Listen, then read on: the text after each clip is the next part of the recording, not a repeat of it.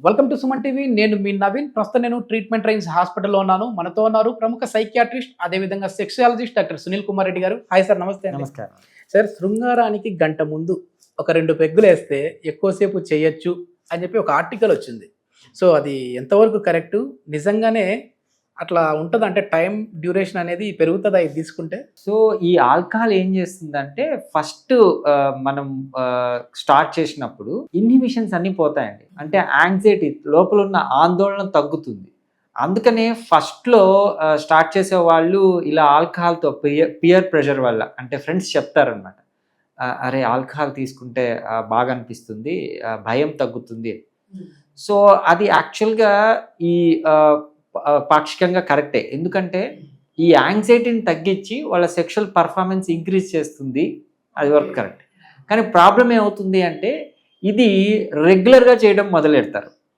So alcohol తీసుకొని sex చేయటం, cigarette, even nicotine తీసుకొని స్మోక్, అంటే సెక్స్ చేయడానికి ముందు సిగరెట్ తీసుకోవటం, ఇలాంటివి చేస్తారు. సో ఒక క్లయింట్ అయితే అసలు ఆల్కహాల్ లేకుండా సెక్స్ చేయలేను సార్ అన్న థాట్స్ కూడా వస్తాయి. సో ఓకే ఫైన్, బాగుంది, ఆల్కహాల్ తీసుకొని సెక్స్ చేయడం బాగానే ఉంది. కానీ చివరికి ఏమవుతుంది అంటే అడిక్షన్ ఒక ప్రాబ్లం, తర్వాత ఎరెక్టైల్ డిస్ఫంక్షన్. వాళ్ళు ఆల్కహాల్ తీసుకోవడమే కాదు, ఈవెన్ ఎక్కువ మోతాదులో తీసుకున్నా తక్కువ మోతాదులో తీసుకున్నా ఎరెక్షన్స్ రావు, డిజైర్ తగ్గిపోతుంది, సెక్స్ చేయాలన్న కోరిక తగ్గిపోతుంది. ఇది కూడా ఒక వయాగ్రా లాగానే. ఫస్ట్ ఒక 20 mg 25 mg అయితే ఓకే, దాన్ని నిదానంగా 50కి 100కి తీసుకుపోయి అసలు పని చేయకుండా ఇది కూడా మందు కూడా అట్లాంటిదే. అంటే మనం ఈజీగా మనం అర్థం చేసుకోవడానికి అలాగే అని చెప్పొచ్చు. సో ఈ ఆల్కహాల్ దయచేసి అంటే దీనికి లింక్ చేయకూడదు, అంటే సెక్షువల్ యాక్ట్ పెరిగిపోతుంది ఆల్కహాల్ తీసుకుంటే అనేది మాత్రం లేదు.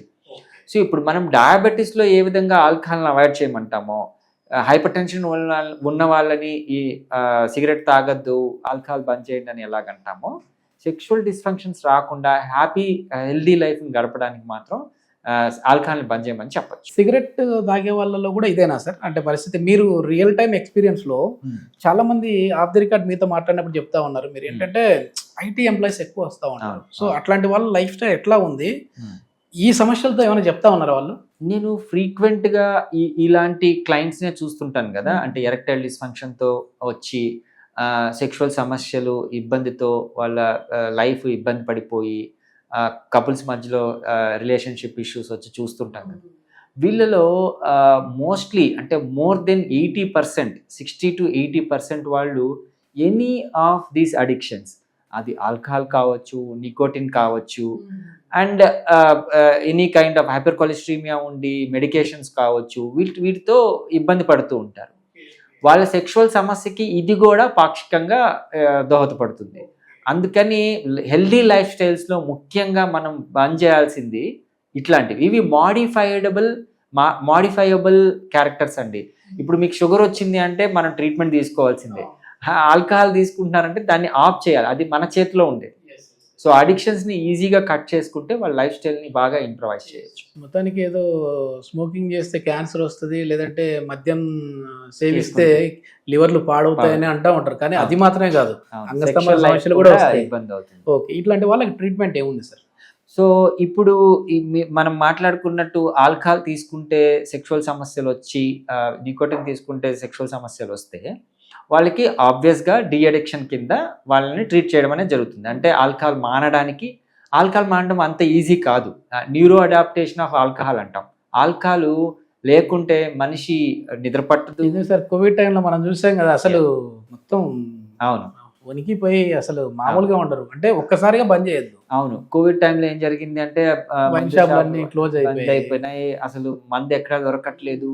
ఈ అడిక్షన్లో ఉన్న వాళ్ళకి పాపం చేతులు వణకటం, నిద్ర పట్టకపోవటం, రిలేషన్షిప్ ఇష్యూస్ రావటం చాలా ఇబ్బంది అయింది.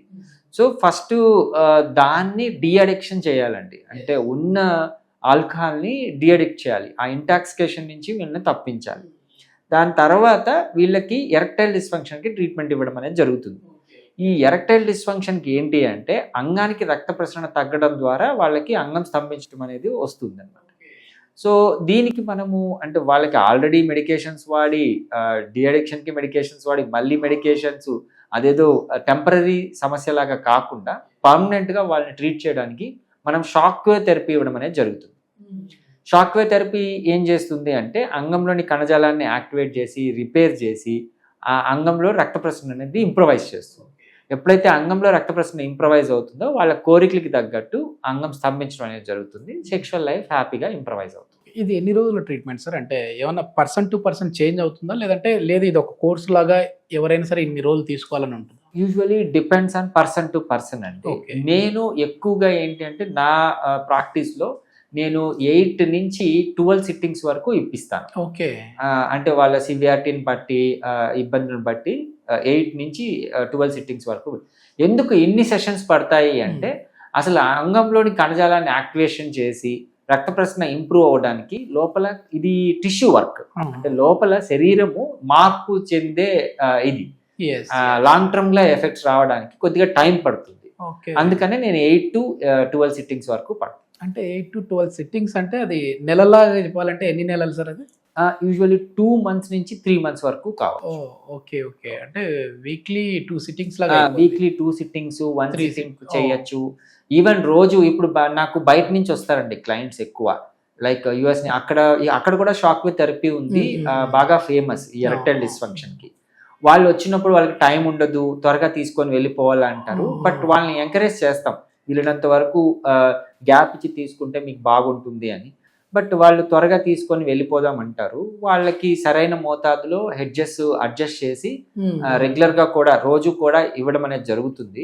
బట్ వాళ్ళకి ఇంప్రూవ్మెంట్ కూడా ఎలాగుంటుంది, మనం కంటిన్యూస్ గా వాళ్ళకి ఫాలో అప్ అయ్యి ఎలా ఇంప్రూవ్మెంట్ ఉంది, దానికి ఏమైనా మెడికేషన్స్ మళ్ళీ ఎక్స్ట్రా యాడ్ చేస్తామా అనే దాంట్లో ఉంటాం. మీరు చాలా senior doctor sir, experience doctor. So ఈ షాక్ వేవ్ థెరపీ అనేది మామూలుగా ఎక్కడి నుంచో మనం ఇక్కడ అడాప్ట్ చేసుకొని ఇక్కడ ట్రీట్ చేస్తూ ఉన్నాం. దీనికి బిఫోర్ రిజల్ట్స్ ఎట్లా ఉన్నాయంటే అప్పుడు మనం మెడిసిన్స్ ఇస్తూ, లేదంటే యాజ్ ఏ సైకియాట్రిస్ట్ గా కూడా మీరు ఉన్నారు కాబట్టి వాళ్ళని సైకలాజికల్ గా తీసుకొని వస్తూ ఆ ఈడీ ప్రాబ్లమ్ తగ్గియడం వేరు. ఇప్పుడు షాక్ వేవ్ తో ఎట్లా ఉన్నాయి రిజల్ట్స్? సో ముందు మనకు ఈ షాక్ వేవ్ థెరపీ అంత ఎక్కువగా లేనప్పుడు ఇది వెస్ట్రన్ నుంచి మనం అడాప్ట్ చేసుకున్నామండి. వెస్ట్రన్ కంట్రీస్లో ఎక్కువ షాక్ వేవ్ థెరపీలు ఇచ్చేవాళ్ళు. సో ఇది అక్కడి నుంచి, దానికి ముందు యూజువల్లీ మేము ప్రాక్టీస్ ఏం చేసేవాళ్ళం అంటే వాళ్ళకి డిప్రెషన్ ఉండింది అనుకోండి, యాంగ్జైటీ ఉండింది అనుకోండి, దానికి సంబంధించిన సైకియాట్రిక్ మెడికేషన్స్ పెట్టేవాళ్ళు. సో ప్రాబ్లం ఏంటంటే ఎనీ సైకియాట్రిక్ మెడికేషన్, అది యాంటీ డిప్రెసెంట్స్ కావచ్చు, యాంటీ సైకోటిక్స్ కావచ్చు, ఈవెన్ నిద్ర మాత్రలు కావచ్చు, ఈవెన్ మనం వాడుకునే డయాబెటీస్ మాత్రలు కావచ్చు, ఏవైనా ఎరెక్టైల్ డిస్ఫంక్షన్ ఇస్తాయి. మళ్ళీ వాళ్ళు ఎరెక్టైల్ డిస్ఫంక్షన్స్కి వెళ్ళేవాళ్ళు. బట్ వాళ్ళని ఎంకరేజ్ చేసి కొద్దిగా ఇబ్బంది లేకుండా, ఈ సైడ్ ఎఫెక్ట్స్ లేకుండా కొద్దిగా మోతాదులో పెట్టేవాళ్ళు. బట్ స్టిల్ వాళ్ళు హ్యాపీ లైఫ్ ఉండేది కాదు, సెక్షువల్ గా పూర్తిగా వచ్చేవాళ్ళు కాదు. ఈ షాక్ వేవ్ థెరపీ వచ్చిన తర్వాత ఎటువంటి సైడ్ ఎఫెక్ట్స్ లేకుండా మెడికేషన్ తగ్గిపోయింది. మెడికేషన్ అసలు పెట్టకుండా మనం ఇంజెక్షన్స్, ఇంప్లాంట్స్ అంతవరకు పోకుండా హ్యాపీగా సైడ్ ఎఫెక్ట్స్ లేకుండా, అసలు ఎటువంటి డిస్కంఫర్ట్ లేకుండా వాళ్ళని ట్రీట్ చేయడం అనేది జరుగుతుంది. అది హ్యాపీ పార్ట్. సెక్స్ అనేది ఓన్లీ రక్త ప్రసరణ కాదు కదా, ఎమోషనల్ గా కూడా హెల్దీగా కూడా ఉండాలి కదా. అన్ని విధాలుగా ఈ షాక్ వేవ్ థెరపీ వాళ్ళకి ఉపయోగపడుతుంది. Okay okay. ఇప్పుడు మనం మెయిల్స్ లోనే కాకుండా, అంటే మగవాళ్ళలోనే కాకుండా ఫిమేల్స్ లో కూడా ఈ ఆల్కహాల్ కి అడిక్ట్ అయిన వాళ్ళు ఉంటారు. సో వాళ్ళకి కూడా మంచిది కాదు, ఎవరికి మంచిది కాదు ఇది. ఆల్కహాల్ మెన్ అడిక్షన్ వేరే, ఫిమేల్ అడిక్షన్ వేరే. ఆల్కహాల్ మెన్ లో థిన్ ఫ్యాటీ స్ట్రక్చర్ ఉంటుంది కాబట్టి త్వరగా బయట వెళ్ళిపోతుంది. ఉమెన్ లో కొద్దిగా అంటే వాళ్ళ స్ట్రక్చరే ఫ్యాటీ స్ట్రక్చర్ ఉంటుంది కాబట్టి వాళ్ళలో ఆల్కహాల్ తీసుకుంటే ఎక్కువ కాలం, ఎక్కువ టైం వాళ్ళలో ఉంటుంది. సో ఇది ఆల్కహాల్ అబ్బాయికే కాదు, ఫిమేల్స్ లో కూడా ఇబ్బందికర పరిస్థితి. దాన్ని ఆపేయడం అనేది మంచిది. ఒక ఇన్ఫర్టిలిటీకి సంబంధించి ఒక వీడియో చేశాను సార్. అక్కడ డాక్టర్ చెప్పిన మాట ఇది ఏంటంటే, ఈ మధ్య అమ్మాయిలు కూడా స్మోకింగ్, అదే విధంగా డ్రింకింగ్ ఎక్కువ చేస్తా ఉన్నారు, ఆల్కహాల్ తీసుకుంటా ఉన్నారు కాబట్టి ప్రెగ్నెన్సీ ఛాన్సెస్ ఎక్కువ వస్తూ ఉన్నాయి, మాలాంటి ఐవీఎఫ్ సెంటర్లు ఎక్కువ అయిపోయాయండి అని చెప్తా ఉన్నారు. సో చేతులారా వాళ్ళ లైఫ్ స్టైల్ ని వాళ్ళు ఇది చేసుకొని హాస్పిటల్ చుట్టూ తిరుగుతా ఉన్నారు. ఇన్ఫర్టిలిటీ అంటే ప్రైమరీ ఇన్ఫర్టిలిటీ కాకుండా, ప్రైమరీ ఇన్ఫర్టిలిటీ అంటే లోపల అనాటమీలో లోపాలు ఉన్నాయి అనుకోండి, అది ఎవరు మన పాపం వాళ్ళు చేసిన ఇదేం కాదు. కానీ సెకండరీ ఇన్ఫర్టిలిటీ అప్పట్లో చాలా తక్కువ, ఇప్పుడు సెకండరీ. ఇప్పుడు ఈ అడిక్షన్ వల్లనో, స్మోకింగ్ వల్లనో, ఆల్కహాల్ వల్లనో, రిలేషన్షిప్ ఇష్యూస్ వల్లనో, మగవాళ్ళలో ఈ ఎరెక్టైల్ డిస్ఫంక్షన్ వల్లనో, ప్రిమేచ్యూర్ వల్లనో, వీటి వల్ల ఎక్కువ అవుతుంది. సో కానీ ఈ సెకండరీ ఈజీగా ట్రీట్ చేయొచ్చు, కరెక్ట్ గా Yes, మనం yes, yes. అప్రోచ్ చేయగలిగితే ఈజీగా ట్రీట్ చేయొచ్చు. ఎస్, మొత్తానికి దేనికి అడక్ట్ అవ్వకూడదు అనమాట. ఏదో 2 పెగ్గులు మందేసి శృంగారంలోకి వెళ్తే ఎక్కువసేపు చేస్తారనేది కాదు. Yeah. సో చాలా వరకు కూడా ఇది కూడా ఒక అడిక్షన్ లాంటిదే. వయాగ్రా అనేది తక్కువ మోతాదులో తీసుకుంటే ఎక్కువ ప్రభావం ఎట్లా ఉంటుంది, మళ్ళీ దాని డోస్ పెంచుకుంటూ పోతే అసలే పూర్తిగా ఎరెక్టైల్ డిస్ఫంక్షన్లోకి ఎట్లా వెళ్ళిపోతారో ఇది కూడా ఆ విధంగానే కిల్ చేసే విధంగా ఉంటుంది. సో దయచేసి మద్యపానానికి, ధూమపానానికి, వయాగ్రాలకి వీటికన్నిటికి దూరంగా ఉండండి. ఇట్లాంటి సమస్యలు ఉన్న వాళ్ళు మెడికేషన్, ఎట్లాంటి మెడికేషన్ లేకుండా ఈ షాక్ వేవ్ ద్వారా ఇట్లాంటి ట్రీట్ అయితే చేస్తూ ఉన్నారు ట్రీట్మెంట్ రేంజ్ హాస్పిటల్లో. డాక్టర్ సునీల్ కుమార్ రెడ్డి గారి contact number, hospital contact number provide చేస్తూ ఉన్నాం. దీని గురించి ఫర్దర్ డీటెయిల్స్ ఏదైనా ఉంటే మీరు నేరుగా హాస్పిటల్ వారితో మాట్లాడచ్చు. Thank you sir. Thank you.